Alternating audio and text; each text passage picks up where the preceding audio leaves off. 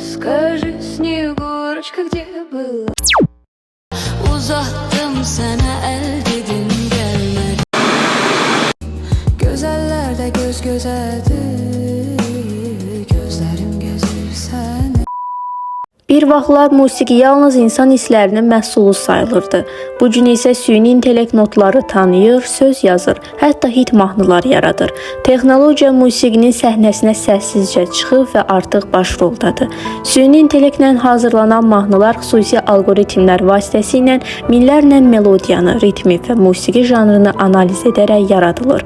Bu sistemlər məşhur ifaçıların səsini təqlid edə, fərqli üslubları birləşdirə və bir neçə saniyəyə tam mahnı hazırlaya bilir. Artıq dünyada süni intellektlə yazılmış mahnılar Spotify və YouTube kimi platformalarda milyonlarla dinləmə toplayır. Hətta bəzi dinləyicilər bu mahnıların insan yox, algoritm tərəfindən yaradıldığını belə hiss etmir. Musiqiçilər müəllif hüquqları, səsin icazəsiz istifadəsi və yaradıcılığın gələcəyi ilə bağlı narahatlıqlarını dilə gətirirlər. Süni intellekt musiqiçini əvəz etmir, sadəcə onu yeni alətlərlə təmin edir. Araşdırmalara görə dinləyicilərin bir qismi süni intellektlə yazılmış musiqini emosiyasız adlandırsa da, digərləri bu mahnıları daha mükəmməl və texniki baxımdan qüsursuz hesab edir.